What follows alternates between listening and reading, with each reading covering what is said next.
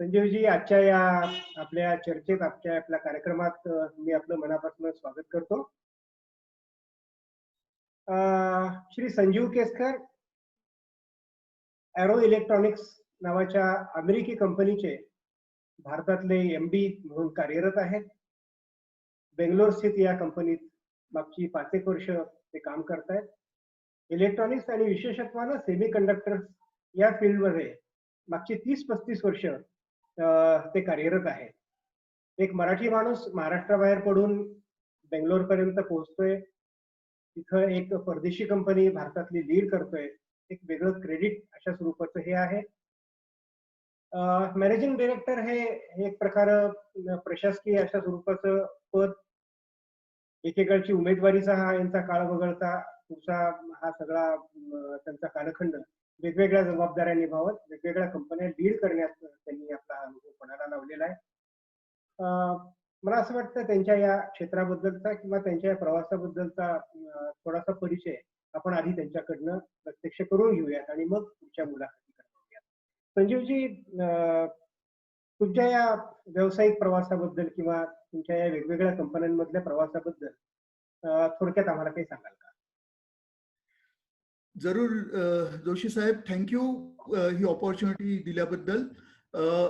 मी गेली जवळजवळ 35 वर्ष इलेक्ट्रॉनिक आणि सेमीकंडक्टर इंडस्ट्रीमध्ये आहे. पुण्यामध्ये इंजिनिअरिंग आणि MMS केलं मी, आणि पुण्यामध्ये एक स्मॉल स्केल इंडस्ट्री होती साज फ्राऊड, तिथे मी माझ्या करिअरची सुरुवात 85 साली सुरू केली. 1990 साली मी सेमीकंडक्टर इंडस्ट्रीमध्ये आलो. एक भारतातली सेमीकंडक्टर कंपनी CDL, त्यांना मी जॉईन केलं पुण्यामध्ये, आणि त्याच्यानंतर जवळजवळ गेली 30 वर्ष मी ह्याच क्षेत्रामध्ये आहे. आता तुम्ही सांगितल्याप्रमाणे मी एरो इलेक्ट्रॉनिक्सचा मॅनेजिंग डायरेक्टर आहे. India operation. एरो ही $30 बिलियन अमेरिकन जगातली नंबर 1 कॉम्पोनंट डिस्ट्रीब्युशन कंपनी आहे. आम्ही जगातल्या सगळ्या सेमीकंडक्टर आणि पॅसिव्ह कॉम्पोनंटच्या कंपन्या रिप्रेझेंट करतो ॲज अ ऑथोराइज डिस्ट्रीब्युटर. आणि ह्याच्या आधी मी कंट्री मॅनेजर होतो AMD, मोटोरोला, फ्रीस्केल आणि नॅशनल सेमीकंडक्टर ह्या कंपन्यांचं भारताचं ऑपरेशन मी लीड केलंय गेली 20 वर्ष. म्हणजे डिस्ट्रीब्युशन मध्ये काम केलंय सेमीकंडक्टरच्या. सप्लायर्स ज्या टेक्नॉलॉजी कंपन्या आहेत त्या लीड केल्या आहेत भारतामध्ये.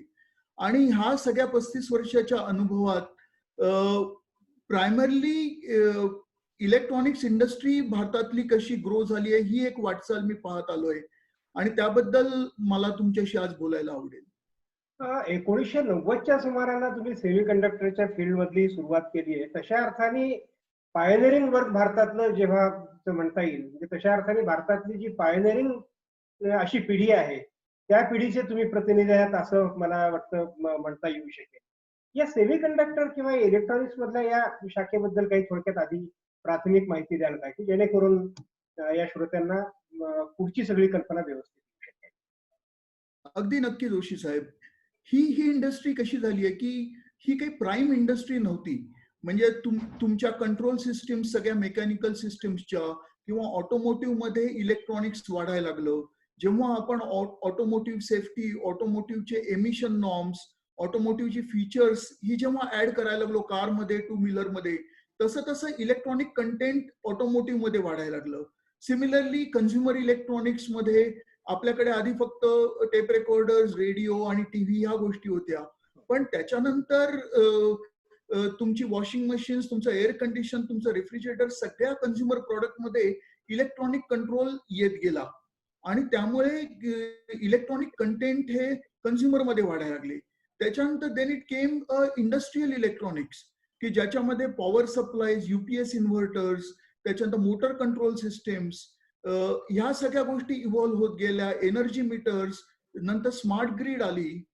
तर तो एक मोठा व्हर्टिकल निर्माण झाला इलेक्ट्रॉनिक्स इंडस्ट्रीसाठी. Then came telecom revolution. सुरुवातीला आपल्याकडे वायरलाईन टेलिकम्युनिकेशन होतं, आणि नंतर आपल्याकडे GSM, CDMA ह्या वायरलेस टेक्नॉलॉजी आल्या, आणि त्या रेव्होल्युशन मध्ये मोबाईल फोन्स आले. त्या रेव्होल्युशन मध्ये सगळं 4G, 3G हे नेटवर्क इन्स्टॉलेशन आलं, आणि ही सगळी जी टेक्नॉलॉजी इव्हॉल्युशन झाली ही सगळी इलेक्ट्रॉनिक कंट्रोल सिस्टीम्स वरती झालेली आहे. आणि त्यामुळे ह्या फील्डला गेल्या 20 वर्षामध्ये खूप महत्व आलं. सिमिलरली कॉम्प्युटर आणि IT इंडस्ट्री ही एक वेगळी इंडस्ट्री इव्हॉल्व्ह झाली इलेक्ट्रॉनिक्समुळे. जेव्हा आपण मायक्रो प्रोसेसर्स आणि मॉनिटर्स आणि कम्प्लीट लॅपटॉप्स, डेस्कटॉप ही एक इंडस्ट्री.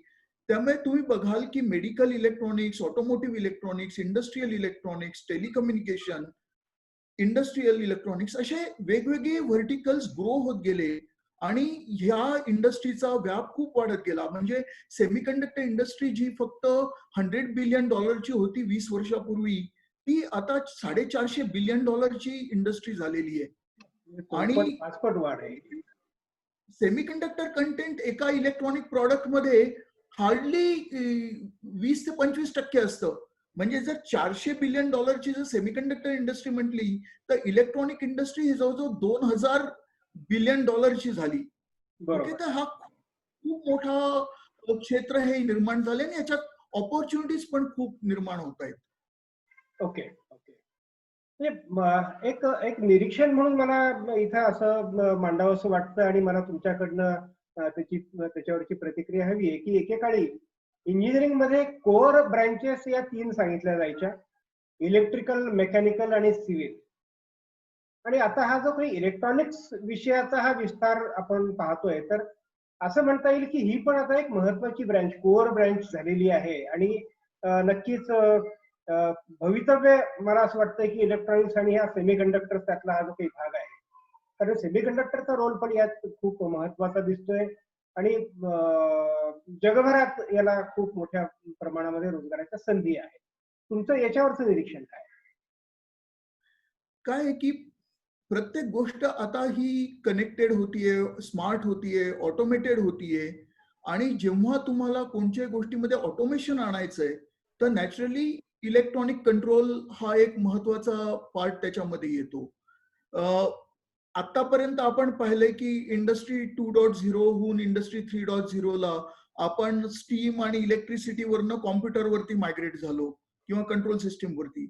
आता इंडस्ट्री 4.0 जेव्हा इव्हॉल्व्ह होतीये तेव्हा आपण पाहतोय की artificial intelligence, big data, cloud based control आणि इंटरनेट ऑफ थिंग्स, IoT या सगळ्या नव्या टेक्नॉलॉजी ज्या सगळ्या इव्हॉल्व्ह होत आहेत या सगळ्या इलेक्ट्रॉनिक वरती बेस्ड आहेत. आणि तिथे तुमची वायफाय कंट्रोल किंवा ब्लूटूथ वरती कंट्रोल किंवा GSM GPRS वरती कंट्रोल. तर हे सगळे जे कनेक्टिव्हिटी बेस्ड सोल्युशन्स आता जी इव्हॉल्व्ह होणार आहेत या सगळ्याला इलेक्ट्रॉनिक आणि सेमीकंडक्टर हा मेन बेस आहे. त्यामुळे या क्षेत्राला नक्कीच खूप पुढे फ्युचर आहे ऍज वेल ऍज काम करण्याची संधी खूप आहे याच्यामध्ये. म्हणजे थोडक्यात आज जो विद्यार्थी यात शिकून बाहेर पडतोय, जो इथून पुढच्या वाटचालीमध्ये ज्याला काही स्वतःचं आयुष्य घडवायचंय, त्याला खूप मोठ्या संधी या क्षेत्रामध्ये उपलब्ध आहेत. एकतर एक उद्योजक म्हणून पण तो उभा राहू शकेल, परंतु प्रत्येकाची ती क्षमता नसेल तर नोकरीच्या दृष्टीतनं पण तो या क्षेत्राकडे सकारात्मक पद्धतीने पाहू शकेल आणि स्वतःला निश्चितपणे चांगला घडवू शकेल असं मला वाटतं. आता या सगळ्या बॅकड्रॉपवर संजीवजी, मी तुम्हाला विचारू असं इच्छितो की ही जी नवी पिढी आज इंडस्ट्रीच्या या दारावरती, उंबरठ्यावरती उभी आहे, आयदर ते इंजिनियर होऊन मागच्या वर्षी, मागच्या 2 वर्षात बाहेर पडलेत किंवा आता बाहेर पडतील किंवा इथून पुढच्या 2-5 वर्षात बाहेर पडतील, यांच्या समोरच्या नेमक्या संधी या तुमच्या फील्डमध्ये कुठल्या असू शकतात? बरोबर. यांना स्वतःला सिद्ध करण्यासाठी काय काय करता येऊ शकतं आणि त्यांचा हा ग्रोथ चार्ट कशा स्वरूपाचा असू शकतो? त्यांच्या समोरच्या संधींचं स्वरूप काय असू शकतं? आज जर आपण भारतामध्ये बघितलं तर मला प्रामुख्याने 3 संधी या इलेक्ट्रॉनिक इंजिनिअरिंग जी मुलं करतायत ते पास आउट होत आहेत त्यांच्यासाठी दिसत आहेत.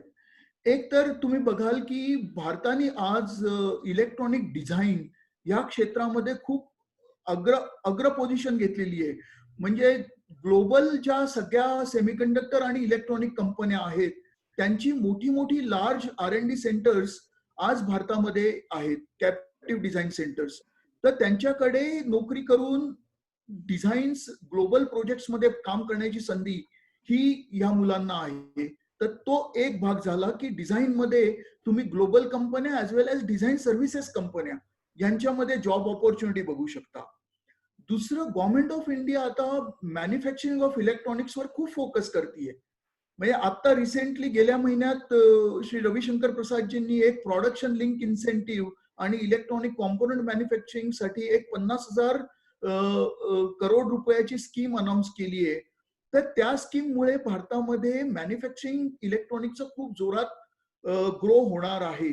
आणि आता इव्हन ग्लोबल कंपन्या ह्या चायनाला अल्टरनेटिव्ह बघतायत आणि भारत हा एक सक्षम अल्टरनेटिव्ह आहे. त्यामुळे मॅन्युफॅक्चरिंग क्षेत्रामध्ये पण इलेक्ट्रॉनिक खूप मोठी संधी इंजिनियर्सना उपलब्ध करून देणार आहे. आणि तिसरी संधी, आपलं डोमेस्टिक मार्केट इतकं ग्रो होत आहे की तिथे sales and marketing, technical support, repairs आणि मेंटेनन्स या क्षेत्रामध्ये पण खूप टेक्निकल लोकांची गरज लागणार आहे. Marketing, sales, service support, installation, commissioning, त्यामुळे त्या क्षेत्रामध्ये पण हे इंजिनियर्स संधीचा लाभ घेऊ शकतात. तर त्यामुळे ही 3 व्हर्टिकल जी मी म्हटली, design, manufacturing, sales, service support, या तिन्हीमध्ये खूप चांगल्या ऑपॉर्च्युनिटीज इमर्ज होत आहेत. म्हणजे यातनं मला जे लक्षात येतंय ते हे आहे की फ्रॉम डिझाईन टू मार्केटिंग सगळ्याच प्रकारची कौशल्य असणाऱ्या तरुणांना या प्रत्येक ठिकाणी कुठं ना कुठं जागा आहे. ते त्यांचं भवितव्य यात नक्की घडवू शकतील. बरोबर आहे. आणि सगळं जग जिथं भारतातलं मार्केट शोधून भारतात येऊ इच्छित आहे आणि आताच्या चीनच्या संदर्भातल्या पार्श्वभूमीवरती अनेक कंपन्या भारतात येऊ इच्छित आहेत. अशा परिस्थितीत ही पूर्ण स्ट्रीम डिझाईन टू मार्केटिंग किंवा डिझाईन टू ऍक्च्युअल मार्केट या सगळ्या इथं डेव्हलप होतील आणि खूप चांगल्या संधी या तरुणांना मिळू शकतील. म्हणजे ज्यांना ज्यात रस आहे, मी जो जे वांछील तोचे लाहो, हे जे ज्ञानेश्वरांनी सांगून ठेवलं ते मला वाटतं या क्षेत्रात या विद्यार्थ्यांच्या बाबतीत नक्कीच प्रत्यक्षात उतरेल. पण हा पण नेहमीच मला पण सतावतो, तुमच्या समोर पण नक्कीच हा पण असेल की विद्यार्थ्यांना या संधी आहेत. विद्यार्थ्यांना त्यांचं भवितव्य घडवता येऊ शकेल, नवीन पिढीला खूप काही करता येऊ शकेल. पण ही नवी पिढी त्याच्यासाठी कॅपेबल, इलिजिबल आहे का? तुमचं मागच्या 25-30 वर्षातलं ऑब्झर्वेशन, तुमचा अनुभव आणि विशेषत्वानं मागच्या 5-10 वर्षातली परिस्थिती, या बॅकग्राऊंडवरती मला हा प्रश्न तुम्हाला विचारायचा आहे की तुमचं याविषयीचं निरीक्षण काय आहे? हा खूप चांगला प्रश्न आहे तुमचा जोशी साहेब, आणि मला ह्याचं उत्तर द्यायला आवडेल कारण मी या फेजमधनं स्वतः गेलेलो आहे. मी काही IIT किंवा IIM मधनं पासआउट नाही झालो. मी मराठा मंडळ पॉलिटेक्निक मधनं डिप्लोमा केला इलेक्ट्रॉनिक्सचा आणि माझा जॉब सुरू केला आणि पार्ट टाइम इंजिनिअरिंग कॉलेजमध्ये मी माझं BE आणि MMS केलं नंतर नोकरी करता करता. तर माझा असा सल्ला आहे विद्यार्थ्यांना की तुम्ही सुरुवातीला एकदम मोठ्या कंपनीमध्ये काहीतरी निश काम करण्याऐवजी मीडियम आणि छोट्या कंपनीमध्ये 4-5 वर्षाचा अनुभव घ्या. त्यामुळे काय होतं की तुम्हाला खूप एक्सपोजर मिळतं, खूप शिकायला मिळतं आणि तिथे तुमच्यावरती जबाबदारी खूप अर्ली स्टेजला दिली जाते. मोठ्या कंपनीमध्ये तुम्ही एका खूप मोठ्या प्रोजेक्टचे छोटासा हिस्सा असता, पण छोट्या कंपनीमध्ये तुम्ही काम करण्याची संधी तुम्हाला खूप मोठी मिळते फार लवकर. तर माझ्या बाबतीत मी खरंच लकी ठरलो की पुण्यामध्ये ज्या मी छोट्या कंपनीत साज फ्राऊड नावाच्या ज्या 5 वर्ष सुरुवातीचं काम केलं, तिथे मी प्रोडक्शन, इंजिनिअरिंग, टेस्टिंग सगळी डिपार्टमेंट हिंडलो 5 वर्षात आणि एक ओव्हरऑल पर्सनॅलिटी डेव्हलप होऊ शकली आणि ओव्हरऑल सिस्टीमचं अंडरस्टँडिंग होऊ शकलं. तो जो पाया 5 वर्षामध्ये त्या कंपनीमध्ये माझा जो घडला, त्याच्यावरती मला पुढे जेव्हा मी मोठ्या जबाबदाऱ्या घेत गेलो, तेव्हा मला एक तो कॉन्फिडन्स आणि ते अंडरस्टँडिंग, तो रोल करण्याचं हे हे एक पाठबळ मला नक्कीच मिळालं त्या पहिल्या 5 वर्षाच्या अनुभवातनं. दुसरा महत्वाचा मुद्दा मला हे सांगायचं आहे की तुमचं एज्युकेशनल क्वालिफिकेशन तुम्हाला पहिल्या जॉबला मदत करतं किंवा तुम्हाला किती पर्सेंट मार्क मिळाले हे तुम्हाला पहिल्या जॉबसाठी मदत करतं. पण त्याच्यानंतर तुम्ही तुमच्या एम्प्लॉयरला काय कॉन्ट्रीब्यूट करताय, तुम्ही त्या कंपनीच्या प्रगतीमध्ये काय हातभार लावताय, ही खूप महत्वाची गोष्ट आहे. आणि त्या त्या ह्याच्यावरती तुमची पुढची ग्रोथ, तुमचा पुढचा सक्सेस हा अवलंबून असतो. म्हणजे आज ज्या मी 5 अमेरिकन कंपन्या भारतामध्ये हेड केल्या आहेत, त्या 5ही कंपन्यांना मी एक तर कमीत कमी 4 ते 5 वर्ष वेळ दिला. कुठची कंपनी मी 1 ते 2 वर्षात सोडली नाही. ओके. कारण तेवढा वेळ तुम्हाला द्यावा लागतो to turn around the things. आणि ती 4 ते 5 वर्षामध्ये त्यांना मी ते जे एक्सपेक्ट करत होते माझ्याकडनं त्याच्यापेक्षा दुप्पट तिप्पट रिटर्न्स हे अचीव करून दिले. आणि त्यामुळे एक तुमची क्रेडिबिलिटी बिल्ड होते, त्यामुळे तुमचे एक पर्सनॅलिटी बिल्ड होते आणि तुमचा एक सेल्फ कॉन्फिडन्स वाढतो की मी काहीतरी करू शकतो. तर मला वाटतं ह्या प्रोसेसमधनं प्रत्येकाने जायला पाहिजे. There has to be a sincere and consistent effort with lot of commitment. हे मला सांगावं असं वाटतं. मला एक 2 गोष्टी अंडरलाईन झाल्या तुमच्या बोलण्यातल्या. पहिली गोष्ट ही की आज भारतातली ही आघाडी सांभाळणारा एक अमेरिकन कंपनीचा एमडी तशा अर्थाने थेट इंजिनियर झालेला नाही, तर 12वीच्या नंतर त्यांनी पॉलिटेक्निक पूर्ण केलेलं आहे. तिथनं इंजिनिअरिंगची स्ट्रीम त्यांनी निवडली आणि तिथून पुढे ते गेलेले आहे. म्हणजे जे आजची स्पर्धा आपण म्हणू शिक्षणातली की 12वीसाठी खूप मेहनत घ्यायची, कुठल्या तरी एका मोठ्या कॉलेजमध्ये चांगल्या कॉलेजमध्ये ऍडमिशन मिळाल्याच्या नंतर अर्धी लढाई आपण जिंकली आणि मग तिथून पुढं सगळा मार्ग मोकळा वगैरे. तर हा नक्कीच एक महत्वाचा पार्ट तो आहेच आहे, पण ते झालं नाही तर त्याच्यानं खचून जाण्यासारखी परिस्थिती नाहीये. तर पर्यायी मार्ग स्वीकारून सुद्धा एका उच्च स्थानावरती तुम्ही पोहोचू शकता, हे तुम्ही मला वाटतं या सगळ्या वाटचालीतनं सिद्ध केलंय. आणि दुसरं कुठल्याही इंजिनिअरिंग कॉलेजमध्ये म्हणा किंवा कुठल्याही मॅनेजमेंट कॉलेजमध्ये सुद्धा शेवटच्या वर्षाच्या काळामध्ये थेट कॅम्पस इंटरव्ह्यू होतात. त्यात अनेक बड्या कंपन्या येतात, त्यातनं मग काही चांगली बुद्धिमान मुलं तिथली उचलली जातात आणि ती तिथल्या गाण्याला झोपली जातात. काल पण काही मान्यवरांशी मी बोलत होतो, त्यांच्याही बोलण्यातनं हे चाललं की नुसते अभ्यासू किडे उपयोगाचे नाहीयेत. तुम्ही ओव्हरऑल तुमचा परफॉर्मन्स कसा आहे, जसं तुमच्या बोलण्यातनं सुरुवातीला आलेलं होतं की वेगवेगळ्या प्रकारचा अनुभव घ्या. छोट्या कंपनीत रुजू व्हा आणि प्रत्येक फील्डचा अनुभव घ्या. यातनं जो ऑलराऊंडर एक माणूस बनतो, तो कुठल्या कंपनीसाठी उपयोगाचा ठरतो.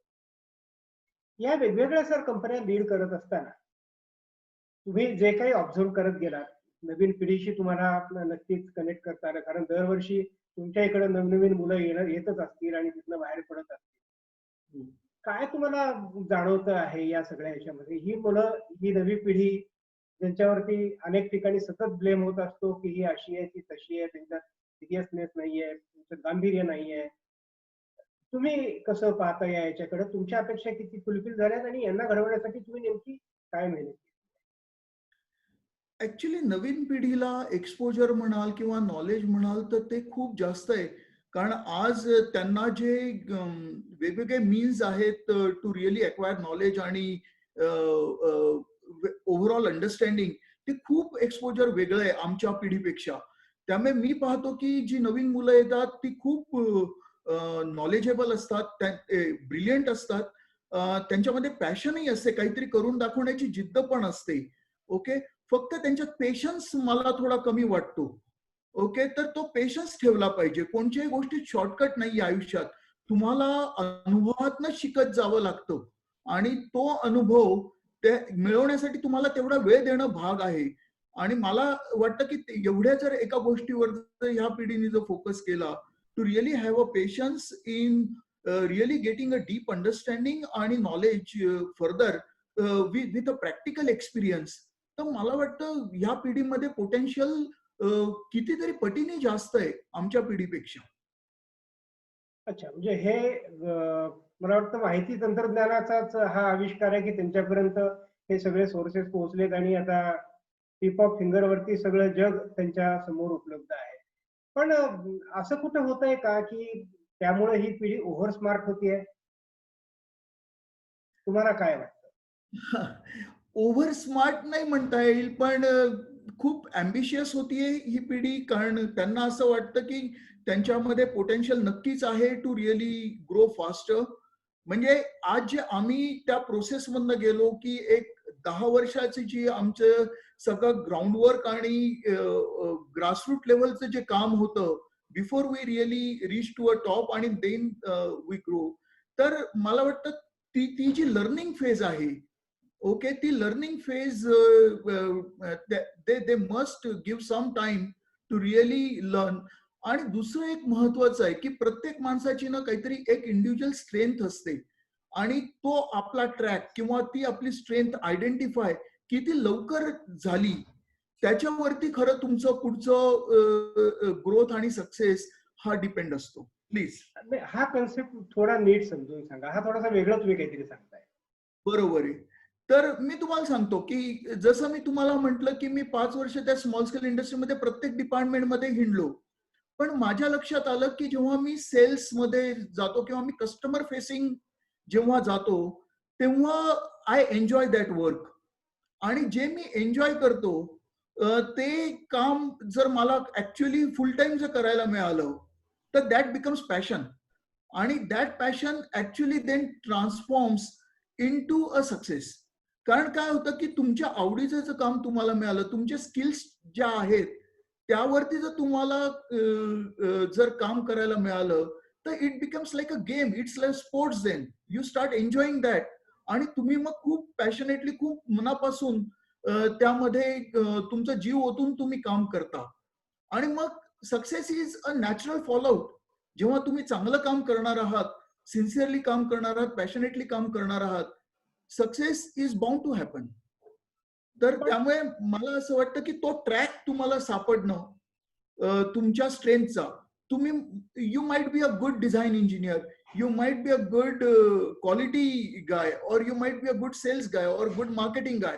तर आपला स्ट्रेंथ कशात आहेत हे डेफिनेटली प्रत्येकाने आयडेंटिफाय लवकरात लवकर करणं गरजेचं आहे. जी जी पहिली 3 किंवा 5 वर्ष तुम्ही बोललात, की या या काळामध्ये म्हणजे शिकून बाहेर पडल्याच्या नंतर इंडस्ट्री फेस करत असताना सुरुवातीच्या काळात त्यांनी आधी स्वतःला ओळखावं आणि त्यानंतर मग त्या त्या फील्डची निवड करून त्यांनी स्वतःला त्यातनं सिद्ध करावं. बरोबर. पण हे स्वतःला ओळखण्यासाठी त्या एखाद्या उद्योगाचा उंबरठा ओलांडणं त्याला आवश्यक असतं. बरोबर आहे. आजची परिस्थिती अशी आहे की मार्केटमध्ये 10 जागा उपलब्ध आहेत आणि 100 इंजिनियर बाहेर पडतायत. दिस इज फॅक्ट. अशा येस. परिस्थितीमध्ये उद्योगात येण्यासाठी त्याला नेमकं काय करायला हवं? स्पर्धा खूप मोठी आहे. तुम्ही म्हणालात तसं सगळ्यांचेच मार्कशीट उत्तम असणार आहेत. सगळ्यांचे सॉफ्ट स्किल पहिल्या नजरेत कोणी ओळखू शकणार नाही. पण ही बरोबर. नजरेत धरून देण्यासाठी त्यांनी नेमकं म्हणजे थोडक्यात असं की मी असं समजू की नुकताच ग्रॅज्युएट झालो आहे आणि नोकरी बघण्यासाठी मी तुमच्याकडे येतो आहे. ठीक आहे, तुमच्याकडे ती सिस्टीम आहे आणि काही ज्युनियर मॅनेजर्स वगैरे तिथनं ती सुरुवात इंटरव्ह्यूची होईल. परंतु इन जनरल या नवीन मुलाला कुठल्या कंपनीत जाऊन उभं राहिल्याच्या नंतर त्याच्याकडनं नेमकं काय अपेक्षित केलं जातं किंवा त्याच्यात काय पाहिलं जातं की जेणेकरून त्याला ती नोकरी मिळू शकेल किंवा त्यांनी स्वतःला कशा पद्धतीने त्या पहिल्या पावलासाठी डेव्हलप करावं. हा पुढचा भाग झाला. आत आल्याच्या नंतरची 5 वर्ष इथपर्यंत ठीक आहे. पण आत येण्याआधीचा जो काही काळ आहे बरोबर. याच्याबद्दल सगळ्यांनी खूप वेगवेगळे ग्रह करून घेतलेले आहेत की नाही यांच्यात काही खरं नाही, कॉलेजमध्ये शिकवलंच जात नाही वगैरे वगैरे. या हो. बॅकग्राऊंड वरती सरासरी ऍव्हरेज विद्यार्थ्याने नेमकं काय करावं? माझा असा सल्ला आहे, तुम्ही म्हणताय ते अगदी बरोबर आहे की 10 जॉब्स आहेत आणि 100 लोक त्या जॉब्सच्या साठी प्रयत्न करतायत. तर या ठिकाणी मी 2 गोष्टी सांगू इच्छितो. अ, अ, प पहिल्यांदा तुम्हाला काम काय नेचरचं मिळतंय ते ते बघा. तुम्ही पगार हा परत काय म्हणतो मी की तुमच्या पहिल्या 4-5 वर्षाच्या हार्डशिप नंतर तुमचे स्किल्स एकदा डेव्हलप झाले की मनी स्टार्ट्स फॉलोइंग यू. ओके, पैसा येत जातो. पण तुम्ही सुरुवातीलाच की मला त्या मोठ्या कंपनीतच नोकरी पाहिजे आणि तिथेच मला सुरुवातीलाच इतके लाख पगार मिळाला पाहिजे असं बघण्यापेक्षा मला त्या कंपनीत शिकायला काय मिळेल, ओके, मला काय काय काम करायला मिळतंय, ते काम माझ्या इंटरेस्टचं आहे का, आणि ते मी कशा चांगल्या पद्धतीने करू शकतो याचा विचार करून तुम्ही पहिली नोकरी ठेवा. त्यामुळे मला वाटतं स्मॉल अँड मीडियम इंडस्ट्रीमध्ये जरी तुम्ही गेलात किंवा लार्ज इंडस्ट्रीमध्ये गेलात पण तुमच्या आवडीच्या कामात गेलात तर तर ते एक चांगलं होईल. तुमचा दुसरा प्रश्न होता की एम्प्लॉयर काय पाहतात जेव्हा ते सिलेक्ट करतात तेव्हा.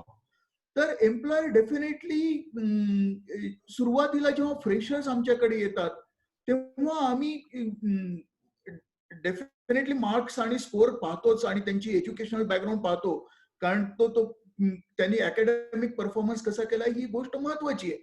पण त्याचबरोबर एक पॅशन, कम्युनिकेशन स्किल किंवा एकूण त्यांची पॅशन कशी रिफ्लेक्ट होतीये, किती इन्थुझियास्टिक आहे तो मुलगा, की किती इंटरेस्टेड आहे तो जॉब घेण्यामध्ये. ओके, काही काही मुलांमध्ये ती पॅशन रिफ्लेक्ट होत नाही किंवा ते ते खूप पॅसिव्ह असतात. तर जेव्हा when you are really desperate आणि hungry to really get into something, you should show that interest and you should show that passion in that particular job responsibility. जर जेव्हा आम्हाला ती गोष्ट जेव्हा लक्षात येते कॅन्डिडेट मध्ये की yes he is really interested आणि he has some thought process. आणि कधी तुम्ही इंटरव्ह्यूला जाताना तर होमवर्क करून जा.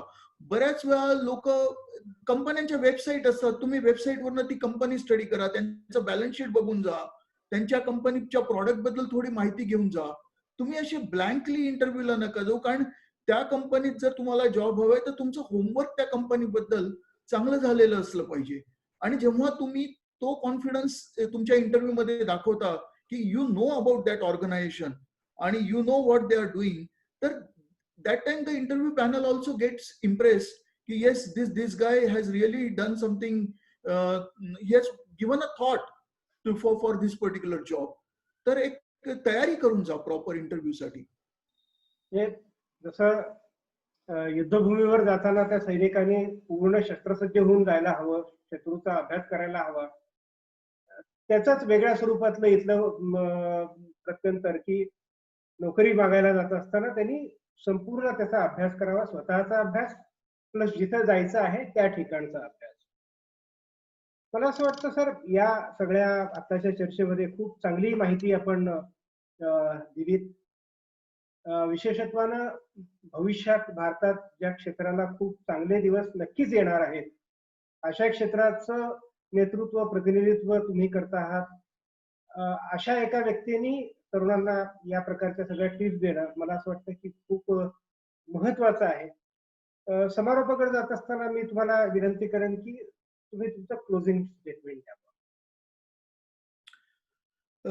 फर्स्ट ऑफ ऑल जोशी साहेब, thanks for giving me this opportunity. ह्या मीडियातनं मी जर काही इंजिनिअरिंग होतकरू स्टुडंट्सना जर काही चांगला सल्ला किंवा चांगलं मोटिवेट करू शकलो तर मला खूप आनंद आहे त्यामध्ये. क्लोजिंग रिमार्क्स मध्ये मी हेच म्हणेन की कोणत्याही क्षेत्रामध्ये तुम्ही काम करा, पण तुमची डिसिजन मेकिंग ॲबिलिटी एक बिल्ड करा. तुम्ही एक ध्येय ठेवा आणि त्या जो कोणी एम्प्लॉयर तुम्हाला संधी देतो त्या एम्प्लॉयरच्या सक्सेसमध्ये तुम्ही कॉन्ट्रीब्यूट करा. तुमचा जर एम्प्लॉयर सक्सेसफुल झाला तर ऑटोमॅटिकली तुम्ही सक्सेसफुल होता, तुम्ही पण ग्रो होता. आणि इलेक्ट्रॉनिक्स हे क्षेत्र खूप ग्रो होणार आहे. नवीन नवीन टेक्नॉलॉजीज, नवीन नवीन ऍप्लिकेशन्स इमर्ज होत आहेत आणि ह्या सगळ्या संधीमध्ये भारताचा रोल हा खूप मोठा असणार आहे. टुडे जसं IT कॅपिटल जगाची भारत झालाय, तशीच एम्बेडेड डिझाईनची पण कॅपिटल भारत झालाय, सेमीकंडक्टर डिझाईनची कॅपिटल भारत झालाय. तर या क्षेत्रामध्ये आपण जगातल्या प्रोजेक्ट्स मध्ये कॉन्ट्रीब्यूट करू शकतोय. तर ह्या संधीचा नक्कीच ह्या फील्ड मधल्या मुलांनी फायदा घ्यावा. आणि आय एम व्हेरी कॉन्फिडंट की next 10 to 15 years are going to be really positive and high growth for electronics industry in India. Sanjeev sir, तुम्ही खूप महत्वाचे 3 मुद्दे आता तुमच्या समारोपाच्या या स्टेटमेंटमध्ये सांगितलेत. पहिला, डिसिजन मेकिंग ॲबिलिटी डेव्हलप करणं, ओके, ती सरावाने येऊ शकेल. ध्येयाची निश्चिती करणं, जसजसे डोळे उघडतील तसतसं ते होईल. पण सगळ्यात महत्वाचं तुम्ही सांगितलं की एम्प्लॉयरच्या यशात तुम्ही काय कॉन्ट्रीब्यूट करता. हा मला असं वाटतं विन विन सिच्युएशनचा हा जो काही एक ॲटिट्यूड आहे की तू जिंकण्यासाठी मी प्रयत्न करणार आहे आणि तू जिंकल्यानंतर साहजिक त्यात माझा पण विजय आहे, हे ज्यावेळी त्या तरुणाच्या मनात कुठेतरी बिंबेल त्यात नक्कीच तो त्याच्या आयुष्यात सुद्धा यशस्वी होईल. कारण आयुष्याचा पण मंत्र हाच असतो की समोरच्या माणसाला तुम्ही जिंकवून द्या, तो तुमच्या विजयासाठी नक्की प्रयत्न करेल. संजीव सर, खूप खूप धन्यवाद. खूप महत्वाची माहिती सगळी वेळात वेळ काढून तुम्ही आम्हाला दिली. संजीवजी केसकर, बेंगलोरमध्ये स्थित एरो इलेक्ट्रॉनिक्स या अमेरिकी कंपनीचे भारतातले MD. त्यांनी आज आपल्यासाठी हा वेळ दिला. पुन्हा एकदा आपले मनपूर्वक आभार मानतो आणि आजची चर्चा आपण इथे थांबवूयात. धन्यवाद. धन्यवाद जोशी साहेब.